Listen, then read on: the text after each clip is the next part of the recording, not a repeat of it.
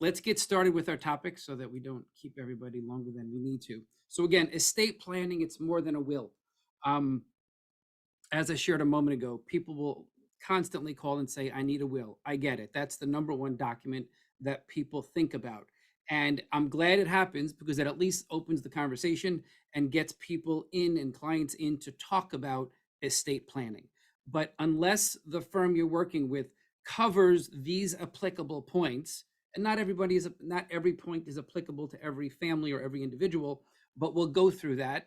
It's more than a will. It really, really, truly is. But first and foremost, it's important to realize that estate planning is for every single adult. It is not just for the elderly. It is not just for the wealthy.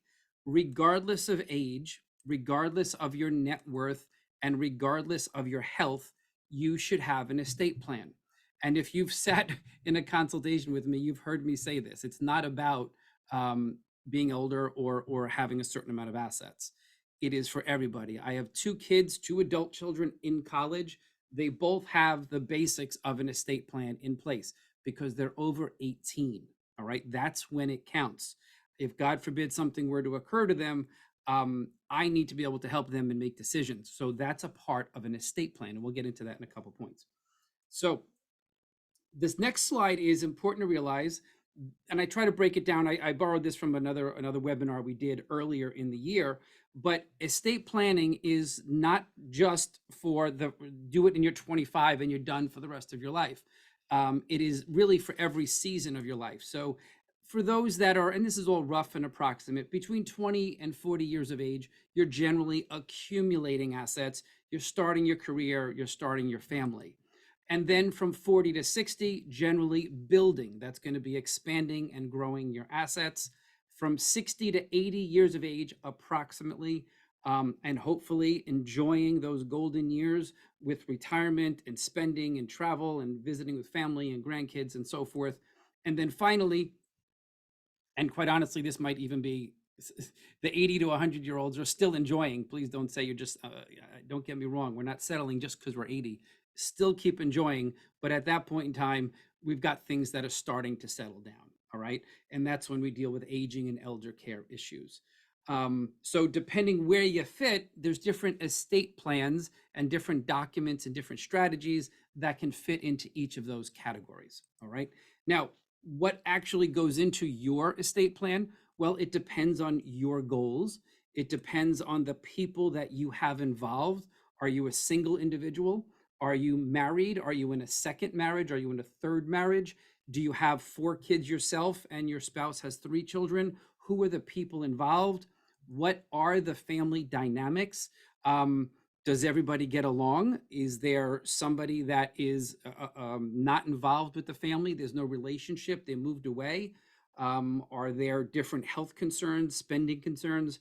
All of that goes into building the plan, as well as the person's age and their health and their assets. So when we sit down with a couple, and if I'm looking right across the conference room table and they're in their 40s, then I kind of have an idea as to where we're going, except if we have a family dynamic issue, or if we have a health issue, or if we have an asset issue. Then those circumstances will change the plan and change the goals and change the strategies. When you sit down with a general practitioner attorney, or if you go to LegalZoom, they're not getting into that. Okay. They're not covering those issues. This is what an experienced estate planning and elder care attorney is going to be able to do. And the way we work it, 25 years of estate planning and elder care, we're going to sit and we're going to talk. And even if you're in your 40s, I'm already thinking about elder care and what's going to happen down the road and what do we need to talk about to address those concerns. Again, LegalZoom is not going to cover that. Your real estate attorney is not going to cover that. They're going to give you the basics.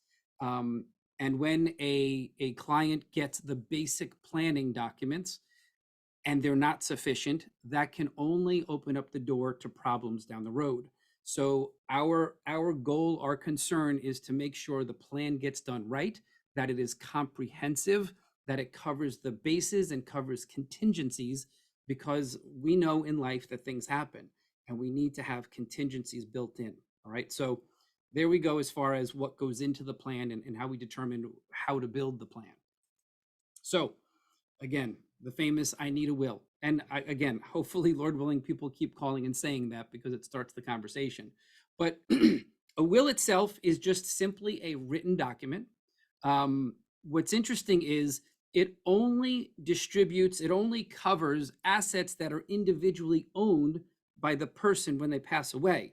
So, just by definition, just focusing on a will, it doesn't help you at all while you're alive. Okay.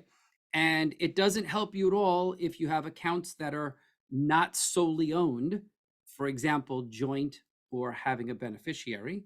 And it doesn't help you at all until it goes through a court proceeding called probate, which we'll talk about.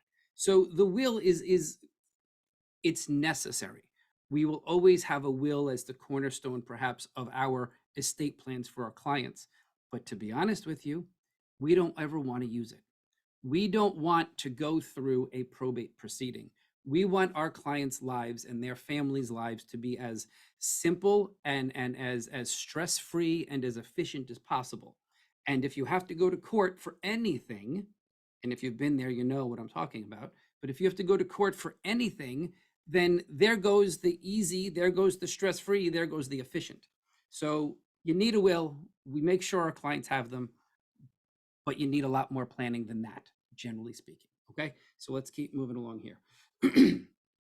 I now have, we're going to get into a list of 11 different topics that might apply to you. Most of them will, most of them should be addressed. Do we have to spend time on it? Do we have to spend money on it? Probably not, but younger, healthier, we at least need to address it and file it in the back of our mind. And by the way, I apologize for my throat being a little froggy.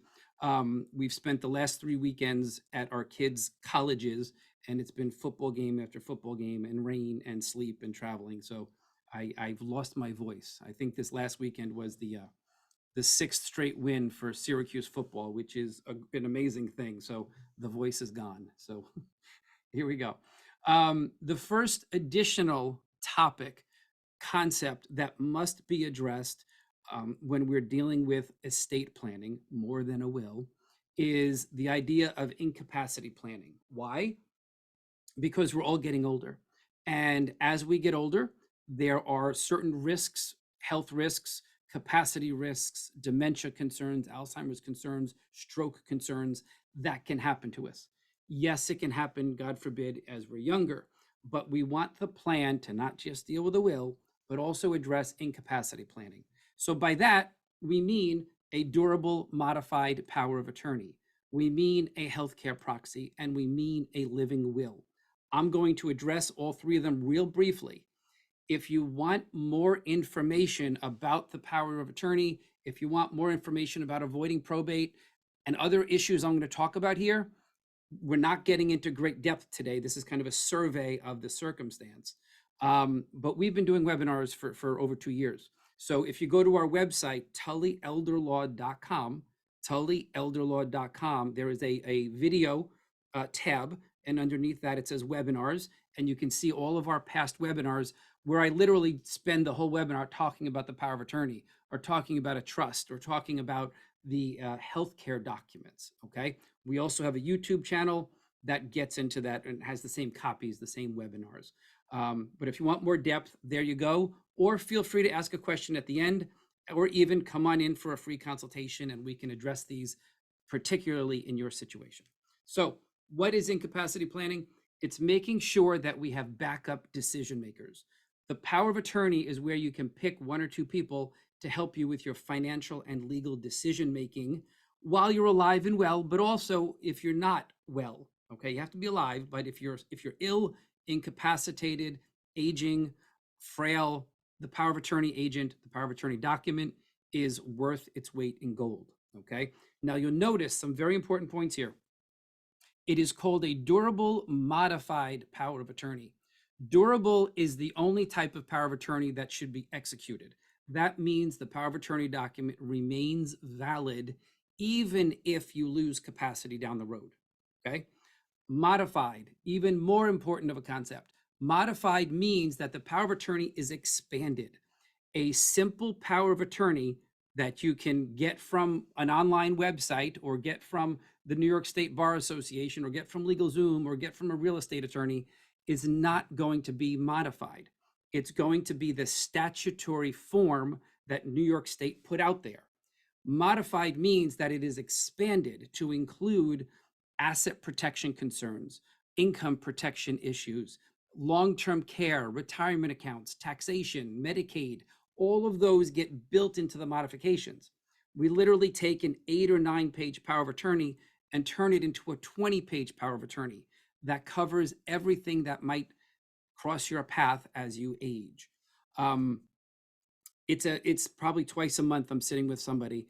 I have a power of attorney. I'm all good. I don't need yours. Okay, let me see it. We look at it. It's either not durable, most are. Most likely, though, it's not modified. Okay, so very, very important point. Then we have our healthcare proxy. That's where you can pick one person at a time to make healthcare decisions for you if you can't. So right there between those two documents, right, we're dealing with financial decisions, legal decisions, and care decisions. If these documents are not addressed, if they are not modified properly, if they do not contain the right language, and God forbid you lose mental capacity, the family is going to be forced into what's called a guardianship proceeding. That's where the judge steps in. And guess what? That's court again. And court is stressful, inefficient, takes a lot of time, and takes a lot of money. And guardianship is where the judge will literally declare somebody incompetent and strip them of their ability to make their own decisions. Avoid that, please, with the proper durable modified power of attorney and the proper healthcare proxy. You then have a living will. A living will is an end of life statement. It does not appoint anybody. It is the document that says, if I'm ever in an irreversible or incurable condition, I do not want to have medical treatments that keep me alive artificially. Okay. But yes, give me pain relief. So this type of incapacity planning, these 3 documents, foundational. With the last will and testament, that is the minimum type of plan every adult should have. All right. Let me get a sip here. Now, for a lot of people, and again, not necessarily about age or health or wealth, but trusts are appropriate.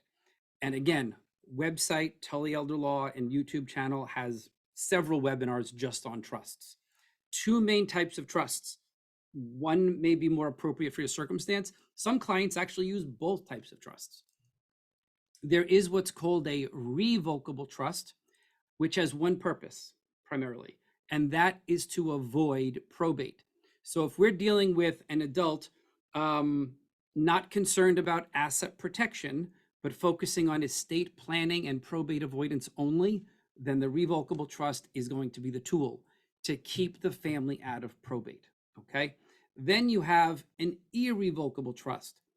Now, because it's a trust, it still avoids probate, but because it's irrevocable, it actually protects your assets against long-term care expenses so that the person may be eligible, perhaps, for what's called Medicaid down the road. Okay, so 2 types of trusts. Most individuals, most clients can take advantage of one of these types of trusts, and I'll talk a little bit more about it as we go. The third concept, very much so looked over, usually looked over. When we're talking to a family, we have to be careful as to who the beneficiaries are. A will that simply says, I give everything to my kids, share and share alike, like the old ones used to say, is not going to cover it. We have to be mindful of who's inheriting and what's going on in their lives. Okay. So for example, do you have a beneficiary that is 15? Do you have a beneficiary that's 90? Both of those ages tell me we need to do something else. We need some type of a protection for a minor, and we probably want some type of protection for somebody who's 90, all right, because they might have long-term care concerns. So how old is the beneficiary? If they're a minor, we're going to want to make sure we name a guardian in the last will and testament. If God forbid both biological parents are deceased, that guardian will need to step in and raise the child. Maturity, another point when we're dealing with age. And I think every single client I sit with agrees with this next statement, that somebody who is 20 today is not the same as somebody who is 20 back in 1950. It's just a different world and a different world. So the reality is, I don't necessarily, and I'll share with the client, maybe it's not best to have an 18-year-old inherit. Perhaps a 21-year-old shouldn't inherit.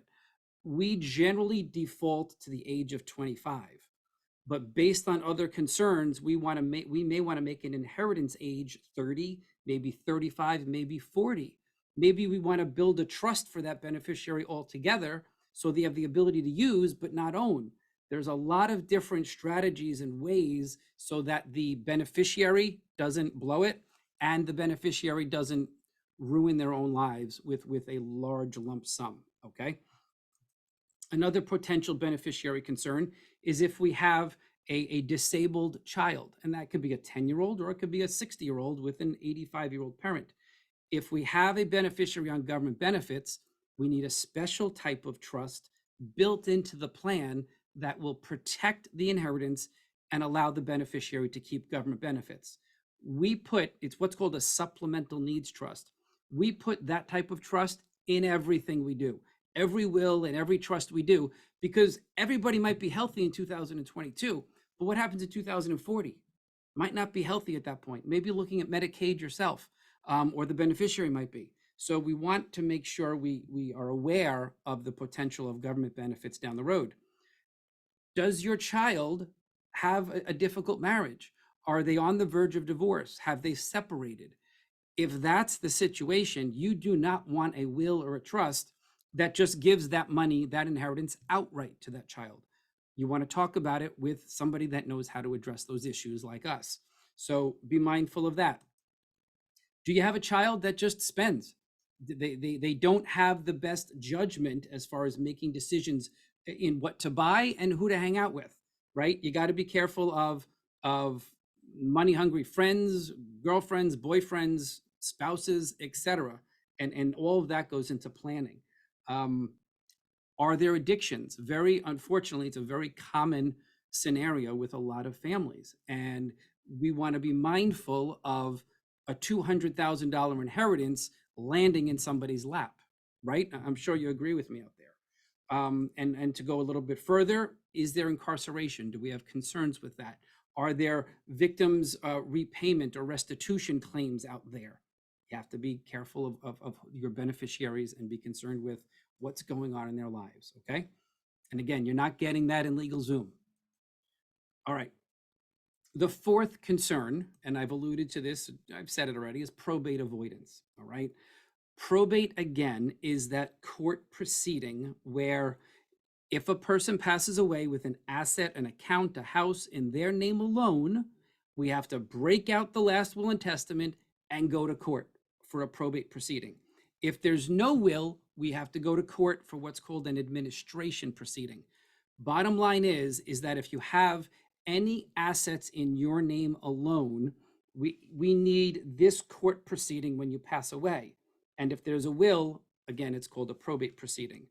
As I've shared, it's for solely owned assets only. The reason we like to avoid probate, reasons we like to avoid probate, is you're looking at least 6 to 8 months for a probate proceeding. You're looking at court fees, you're looking at lawyer fees, you're looking at a complete lack of privacy. Everything filed in the surrogates court where this occurs is public record. So there are literally companies that go into that clerk's office and requisition new files. And now they have your children's addresses, approximate ages based on where they're placed on the petition. Are they healthy? Are they disabled? Again, different petition pages, and what they're inheriting. Why would you want that out there in public, in the public domain?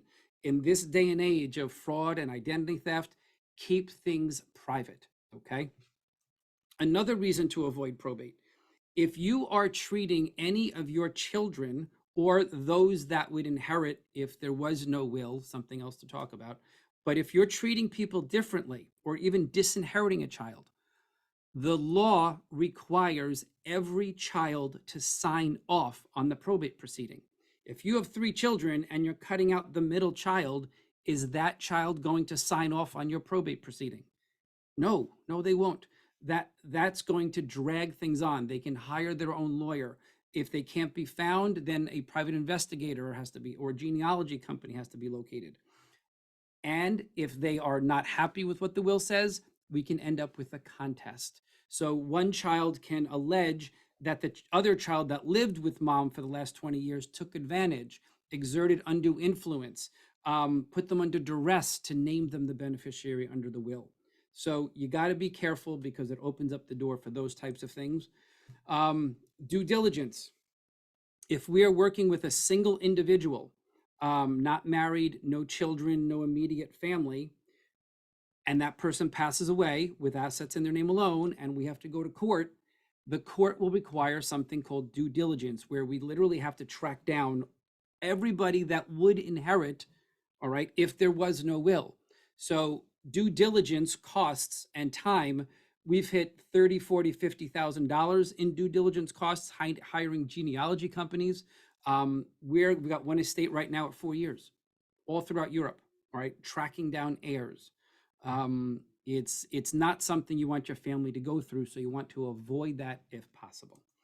And finally, probate is required, not just in New York, but if you have a house down south, you've got two probates, all right? A probate here, it may be an abbreviated version of probate down there, but you still have a court filing, you still have a lawyer, you still have time delays, you still have fees. So every state that has real estate is going to make you go through this court proceeding.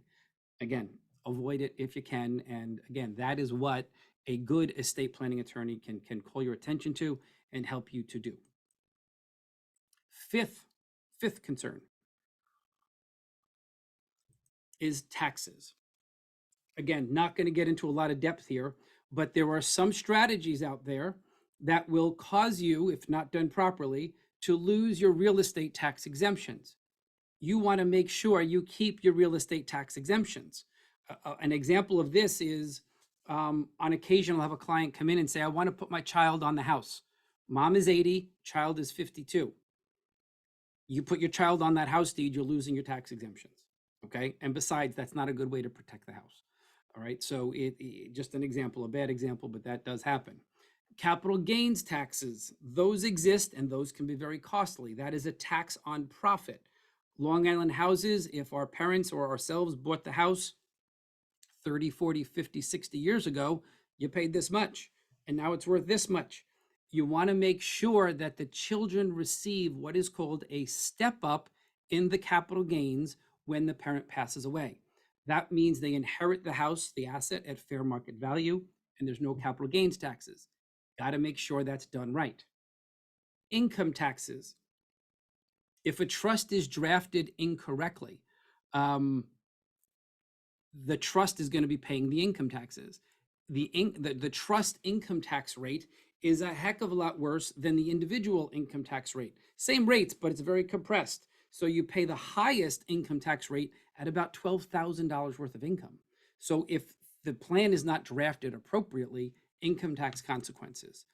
Estate taxes, very significant if we're dealing with a family, working with a family that has a higher net worth. There is a New York estate tax and there is a federal estate tax. The threshold for New York State is currently $6.1 million. I've sat with clients and said, there's no way we have that, but yet we start adding things up and you're near it. If you're near it, you need to plan to avoid or minimize those estate taxes. If you're over it, it's a no-brainer.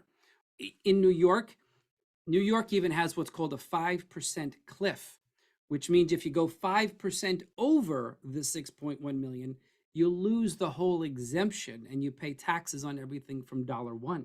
Okay. So if you're dealing with a higher net worth, whether it's business, retirement accounts, or so forth, real estate, you need to address the estate taxes. There's also a federal estate tax, which is a ridiculously high number right now at $12 million per person. But January of 26, it's dropping down to the New York level.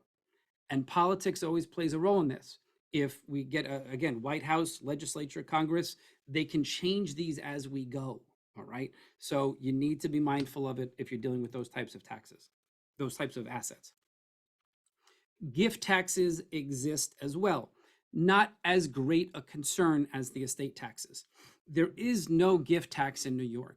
There is a federal gift tax which applies to us in New York. and people hear about it. And I just this week, I can give away $12,000 a year, right? It used to be that it goes up every couple of years. So we're at $16,000 per person per year without having to file a gift tax return. But what people don't realize is if you go over the 16,000, let's say you give $100,000 to your oldest child, that's 16,000, no worries whatsoever. The other $84,000, right? Oh, I got to pay tax on that. You don't. Because what happens is there's this annual gift tax exclusion of 13, and then there's a lifetime exclusion as well, which is the same as the federal 12 million. What the federal government says is you can give it away while you're alive or you can give it away when you're dead. We don't care. So in that scenario of a $100,000 gift, the other 84,000, if a gift tax return is filed, just gets deducted from the 12 million. All right. So yes, gift taxes are out there. It's something to talk about, but you want to have a relationship with an attorney who can talk about it. So there we go with that scenario. All right. Again, should be addressed because we've had clients lose capital gains exemptions. We've had clients lose their real estate tax exemptions. Got to be careful. All right. Number 6, titles and beneficiaries. When we're working with clients, we want to avoid probate, as we've said several times. One of the ways we avoid probate is through joint accounts. Another way we avoid probate is by having beneficiaries on an account. A third way that we avoid probate is by utilizing trusts. You have to be careful who you make joint on your account. You have to be careful who your beneficiaries are. In addition, if there's any gifting going on, you want to be careful who you're gifting it to. Why? Because of the Ds. I kind of alluded to some of this earlier. The Ds are my way of sharing with clients that bad things can happen to those that we love. For example, a person can die. So if we have a joint account with a spouse or a child and that person passes away, now that account is in your name alone, right? Another D is divorce. What if you have a joint account with your son and he's going through a divorce? That divorcing spouse's attorney is going to want half of that account. They probably won't get it, hopefully won't get it, but it's still going to be part of the mix. Okay. Another D is disability. What happens if you have that joint account with your daughter and God forbid there's a stroke and now they need Medicaid or they need services? They've got half your money. Now what? Another D to worry about is debt. Hopefully, you're not putting somebody that's gone through bankruptcy or has creditors, lawsuits and judgments against them on your bank accounts or even naming them as beneficiaries of your accounts. So you need to be mindful of that. And finally, the most important D is sometimes people do dumb things and you don't want to necessarily have a person on your account who might do something imprudent. So picking your joint owners, picking who's going to be your beneficiary, selecting who's the people to do it and why, again, should be discussed. And truly, a plan isn't complete unless all these things are covered. The 7th point with our purple is fiduciaries. Must be discussed. Fiduciaries, also people we appoint, our appointees. When I say fiduciaries and appointees, we're talking about who's our executor, who's our trustee, who's our POA, who's our power of attorney agent, who's our HCP, which is healthcare proxy, who is that healthcare proxy agent, all right? Don't just pick your spouse if there's health concerns. I understand out of respect, they may know you best, but if there's a decline there, if there's a capacity question, they may not be the best person to serve. You also want to realize you don't just pick your oldest child because they're your oldest child. These are, in my opinion, business decisions. You want to pick the best person for the job. I don't care if it's your youngest daughter. If she will be the best executor for your estate and her older 7 brothers, then that's what you pick. That's who you pick. All right. It's the best person for the job. If you have a child that's a doctor, believe it or not, it may not be the best person for the healthcare agent. Sounds like it would be, but you gotta know that person. Are they working 20-hour days? Are they across the country? Just because they're a physician doesn't mean they're the best. Okay. So again, it's a discussion to have to make sure you're dealing with the right concerns. Now, letters of intent, not very common, but it's appropriate in certain circumstances. It's not normally something that we will put together, but it's something for you to work on and put together in these circumstances. If there is a disabled minor child in need of services, and we're dealing with preparing a supplemental needs trust as a protective trust for that inheritance, if we're doing what's called special needs planning for that family, I'm going to recommend that those parents draft a letter of intent. That's going to be, what does my child like? What do they eat? What do they wear? What TV shows do they watch? Who are their friends? Who are their doctors? What are their medications? What are your wishes and hopes and desires for this child as they age? Never in a nursing home, always a group home with family. Those issues should be laid out and addressed. Same thing if we're dealing with an 85-year-old parent that has a 60-year-old adult disabled child. This is a real concern for folks. I've sat with them tormented by this idea going, we have one child, is Down syndrome, life expectancy was this, but he's still going, we might die first. Now what? We make arrangements as best as we can for housing, for care management, medication, financial support, and financial bill paying. So dealing with those concerns must be addressed as a part of the estate plan. Okay. Now, changing gears a little bit, there is a movement out there that we very much so appreciate, dealing with legacy and intent and values. So changing gears, as I said, if we're dealing with an estate plan with a business, with certain real estate in different parts of the country, and you have 4 children and you just leave it to them, okay, but what was the purpose of that business? Does that land mean something? Is this been in the family for generations? What is the purpose behind the planning? What legacy, what values do you want to share with your family as to keep the asset, how to grow the asset, how to respect the asset? It's important that inheritances not just be about money. Inheritances need to be about your legacy. Who are you as a person, and what do you want your children and grandchildren to remember about you? So it's somewhat of a letter of intent. It's somewhat of a legacy plan. And again, we have materials to help people craft that, but it's important. Charitable, all right? You know, if you have that charitable intent, the children should know why. Okay, they should know why that ABC charity is so important to you, so that they can carry on that tradition, hopefully. Okay, it's not just about a will. Okay, number 9, never talked about in certain circumstances, but always talked about here as folks get older, is your health insurance. So 65 and over, or 2 years of Social Security disability, will mean that person has Medicare. Medicare is, and nothing's perfect, of course, but Medicare is a very good health insurance plan. It consists of 2 parts. Generally speaking, A is your hospital coverage, and B is going to be your doctor coverage, so to speak. There's a lot more to it. But the government allowed a number of years ago something called an Advantage plan, which is where Empire, Blue Cross, Blue Shield, Aetna, Oxford, they can create these private insurance plans that replace Medicare and provide also prescription coverage or supplemental coverage, all in one private health insurance plan. Generally speaking, and by the way, we're in open enrollment for Medicare right now through the middle of December. So if you have Medicare questions, we've got people you can talk to, or if you need to change plans. But generally speaking, Advantage plans are pretty good for younger, healthier. And again, general statement.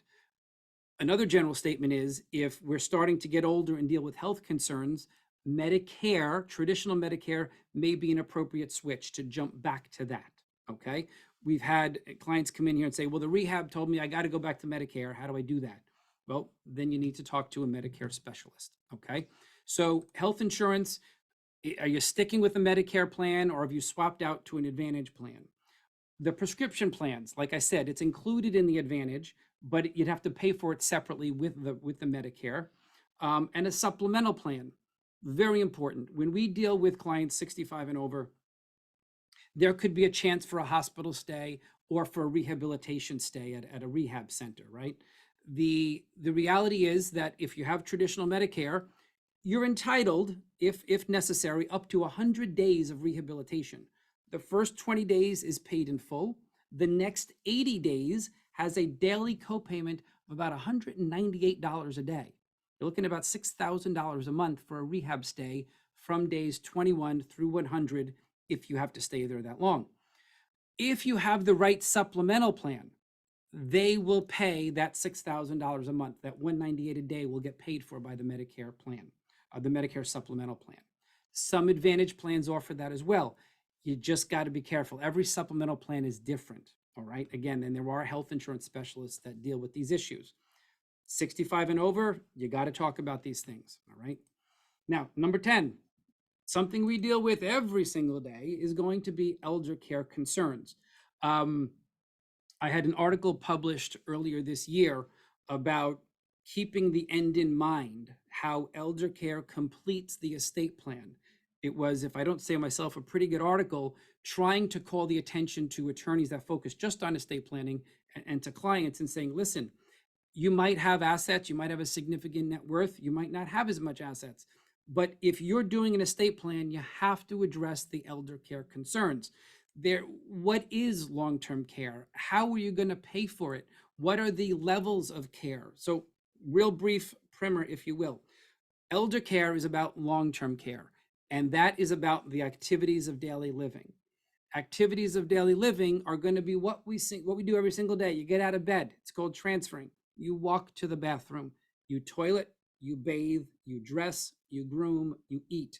Those are the ADLs. If you need help with that, you're now in the world of long-term care and elder care. All right.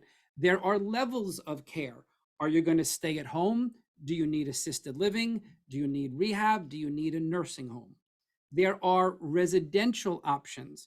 Again, staying home, going to a child's house, going to a group home, an adult home, independent living, still assisted living's option is out there, continuing care, retirement communities are out there. There's a lot of concerns. Honestly, apart from the healthcare, the number one concern is how do we pay for the care as we get older? A nursing home these days, as an extreme example, is $15,000 to $20,000 a month. If you're 55, 60, 65 years of age, you need to start thinking about that. All right. How am I going to pay for that? Do I have several $1,000,000 to be able to afford a $250,000 healthcare bill every single year? Or do I have long-term care insurance? Or finally, am I going to start undertaking some type of asset protection so that I can qualify for Medicaid down the road? Medicaid's not for everybody, but it is out there as an option for those of us that are not sitting on millions and millions of dollars. Medicaid, long-term care Medicaid, is the payer of last resort, but it is also the payer of long-term care for the middle class. All right. And everybody we sit with, 65 and above, we're going to talk about asset protection for potential use of Medicaid down the road. That's the irrevocable trust I mentioned earlier. And we have a whole plan and service that revolves around that, which I'll talk about in just a moment. Finally, as you can imagine, the last concern, and this, I've tried to have a little progression here, and maybe you can guess what this one's about, but this is end of life concerns. Now, when we talk about this, we're not physicians, we're not nurses, although we do have a nurse on staff, and although we do have a geriatric social worker on staff that help deal with these concerns and help the decision making with these concerns. A lot of this is going to be medical with your healthcare providers and your family. But where we come in to advise and guide and support is making sure you have that living will we spoke about earlier, having conversations about DNRs and DNIs. Do not resuscitate and do not intubate. Those are medical orders, but we can help you understand what they are. Again, I have 2 elder care coordinators on staff. This is what we do. I have a 25-year RN who's here to help, and we have a 30-year geriatric social worker. They have lived this for decades, and they help these families deal with these elder care concerns and these end-of-life decisions. There's also something called a MOLST, MOLST, Again, medical order. It's not something you get from your lawyer, but we can talk about it. MOLST stands for Medical Orders for Life Sustaining Treatment. Um, it's a written, active medical order that travels with the person wherever they go as they age. Generally speaking, it's for 12 months. It's for somebody that may be within 12 months of passing. Okay, so it deals with end of life issues, kind of like a living will. Um, it's helpful. The reason I like the most document these days, I did not in the beginning, but the reason I like it now is because it causes the conversation. All right. It allows the client, the parent to go through the different scenarios and concerns. Um, in my opinion, a empowered, knowledgeable, caring healthcare proxy agent is the best way to deal with these end of life concerns and the decision making. But again, the most is out there to help. Is it time for palliative care? Is it time for hospice? Do you wish to be an organ donor? Do you wish to have your remains cremated? That's part of the estate plan. We can put that language into your living will document. And finally, in some circumstances where children may disagree about um, final arrangements, we will prepare a document called what we call a DORA, DORA. It stands for Disposition of Remains Appointment. That's the one to set up the final arrangements, the funeral, the cremation, the crypt, the cemetery. That way, there's a person in writing. And if you've got children that argue, you can say, no, you're not it. This is the person on paper that's doing it. Okay. You can even prepay your expenses, of course, as well. But what I've been trying to share here is that it is so much more than a will. An estate plan, let me talk about this. There's different ways to do your estate plan. Generally speaking, you can have what's called a probate plan. And if you've been following me all along, you know that's going to be based on a will, the power of attorney with the modifications, the healthcare proxy, and the living will. Generally speaking, this is for younger, healthier, less assets. Still want to avoid probate with joint accounts and beneficiary accounts. But if a trust is necessary, then we're going to recommend what's called a probate avoidance plan. That's going to be the same basics, right? Then we have those four basic documents that everybody has: the will, the power of attorney, the healthcare proxy, the living will, and the revocable trust. Okay, so that can be anywhere from 30 to 80 years of age that has a goal of avoiding probate, and they have assets that they need to avoid probate with, and they have the family circumstance that they want to avoid probate. But again, revocable trust, probate avoidance, not asset protection. If we're talking 65 and above, then our goal, our strategy is what we call an elder care protection plan. And yes, you're going to have the same basic four as the foundation: the will, the power of attorney, the healthcare proxy, the living will, and then we add in the irrevocable trust. So what you can see here with our services is we have the simpler for the younger, right? Then as in the seasons, like I said in the very beginning, as people age, perhaps it's the revocable trust, and then we hit 65 and above. Now we're looking at the irrevocable trust. And then ultimately, if there's a need for care down the road, the way we address it is life. What we have here in all of our lives, especially as we age, there are legal concerns, there are financial concerns, and there are care concerns.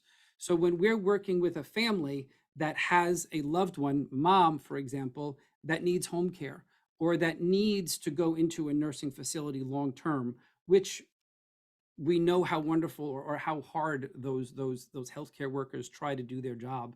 But we like our families to stay at home as long as possible. The clients, they want to stay at home as long as possible. But we will do all we can to get the care in the home, and we'll do what's necessary when it is appropriate for nursing home care. But that type of service, the uniqueness of that service, is what we call a life care plan. That will encapsulate everything we've been talking about, as well as our care coordinators. We again will have somebody to advocate, we'll have somebody to coordinate the plan, we'll have somebody to intervene if there's a crisis. So an estate plan is so much more than a will. And again, the purpose of today was to share those 11 concepts and issues that really should be thought about before you sit with the attorney and while you're meeting with the attorney, and then as you review your estate plan as you get older.